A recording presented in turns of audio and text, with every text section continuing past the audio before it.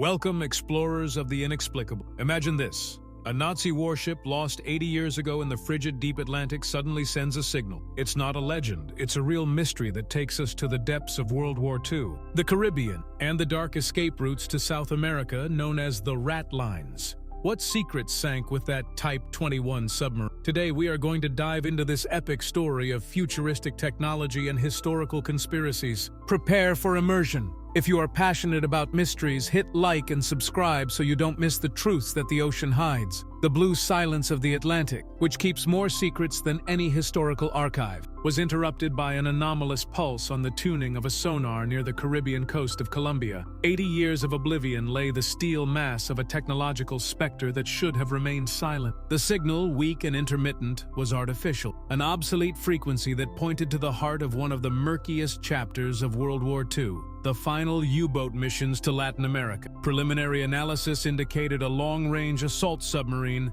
possibly a Type XXI, the definitive weapon that the Kriegsmarine barely managed to deploy. We will call it the U-3520, the ship that never returned. This finding challenged official history, revealing a truth woven between post-war propaganda and geopolitics. The war in the Atlantic was the battle for British survival and control of the oil arteries connecting South America and the Caribbean.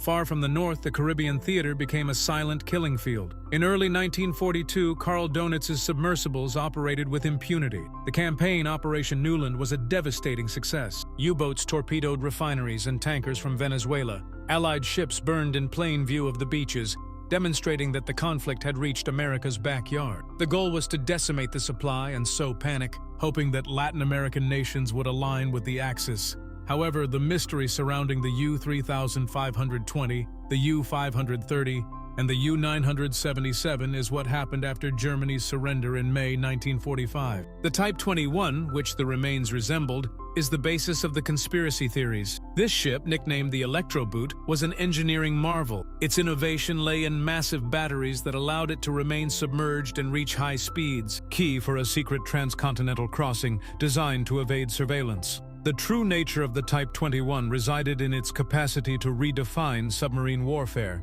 It was not a submersible, but a true submarine, capable of operating for weeks without surfacing. This technology not only made it invisible to Allied radars of the time, but also expanded its operational range, allowing it to reach the coasts of Latin America in a single trip, without the need for visible refueling or logistical support. The hull of the U-3520, if the anomalies are correct, could have served as a floating technological ark. After the fall of Berlin, the main objective of the Naval High Command was not to fight, but to evacuate. The orders for Operation Regenbogen to scuttle the fleet were not universal. Some captains received encrypted codes with destinations in the south. The fanatical loyalty of these crews, willing to travel thousands of kilometers with a lost war behind them, is a chilling testament to the Reich's determination to preserve its most valuable assets. Although official history says they were sunk in Operation Regenbogen, the doubt always persists. How many received secret orders for a final escape and transport mission?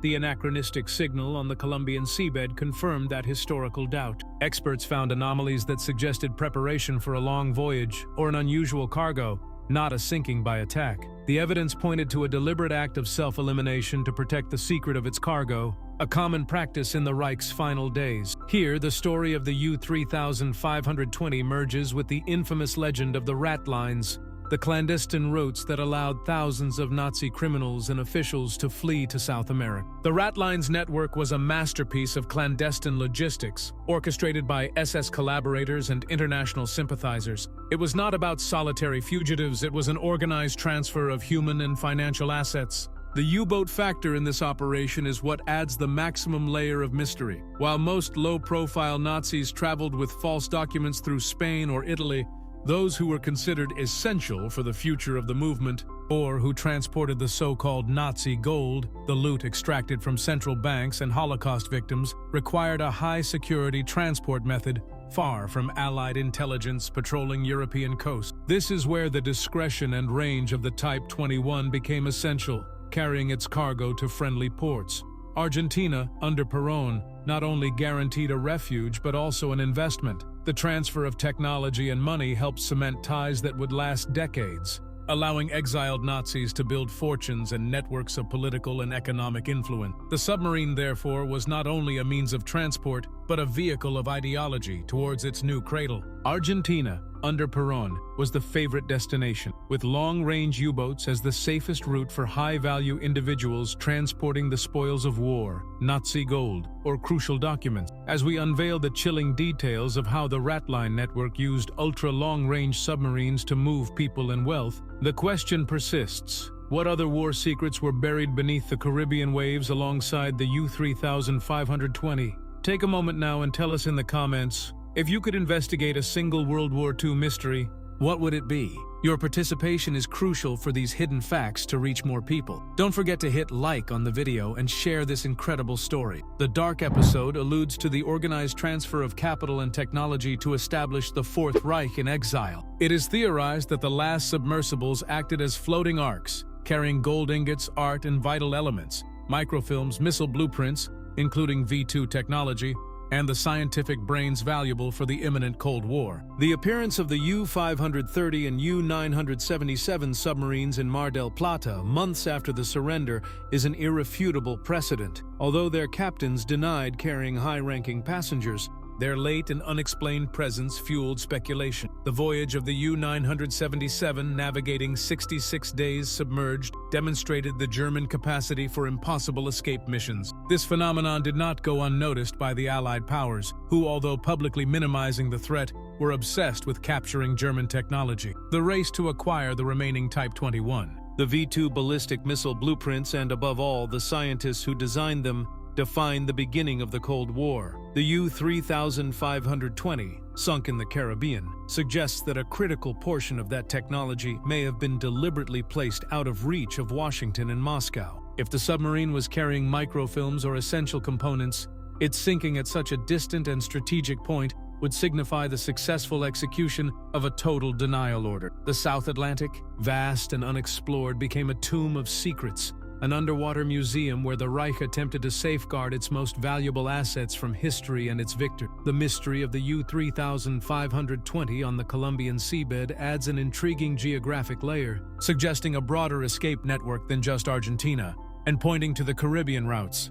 This area, vital because of the Panama Canal, had intense American surveillance which would make the escape bolder. Was this ship seeking an alternative refuge or a stopover to transfer personnel and assets? The persistence of these theories is based on the fact that prominent Nazi criminals such as Eichmann and Mengele lived openly in South America for decades. This fuels speculation that the escape of assets and secrets was also successful. The finding of the signal, therefore, is not just an archaeological fact, but an event of historical resonance. It forces governments and historians to confront the narrative of total victory with the reality of a strategic withdrawal carefully planned by the architects of defeat. The steel mass on the seabed is tangible proof that the ambitions of the Third Reich, although mutilated, managed to sow seeds of influence in the New World, perpetuating networks of money and loyalties that played a role in the formation of South American politics during the subsequent decades. The weak signal, that anomalous pulse captured by the sonar, becomes the voice of the past, a late confession that the U-3520 refused to give its captors, and that only the relentless erosion of time managed to release. It is the missing piece of a geopolitical puzzle that always felt incomplete. The informational value of the essay lies in how the discovery forces a reassessment of the post-war pacts. The signal was an echo of an ideological survival plan that extended far beyond May 8, 1945, continuing in a submarine Cold War where German technology was transferred to a new front. The presence of a Type 21 sunk in tropical waters rewrites the chronology of its influence in America. The shipwreck is a forensic analysis of Nazi desperation. Every centimeter of the hull is untold history. The decision to sink it rather than surrender it speaks of the fanatical loyalty of its crew. The U-3520 lives as the archetype of the ghost submarine, a messenger of an uncomfortable truth about Allied laxity. The discovery demands investigation of declassified archives. Was the escape tolerated or undetected? The U-3520 offers the opportunity to close unfinished chapters and understand the dynamics of power that allowed justice to be evaded. Ultimately, the mystery under the Atlantic is not a ghost story, but a lesson that wars rarely end with a simple armistice. The U-3520 is the epitaph of the Nazi ambition for survival, a monument to the shadow cast over Latin America, reminding us that under the cloak of calm, the past continues to sail. Thus, the U-3520 or its ghost becomes more than a wreck. It is a steel monument to the loose ends of history. It reminds us that the war never truly ended in May 1945, but continued in the shadows of the Atlantic. The signal was only an echo of the Nazi ambition for survival. What do you think of the Ratlines and the final missions? Leave us your comment. If this journey into the depths has fascinated you, please hit like, share this video, and subscribe to the channel to continue exploring the world's greatest mystery. See you soon.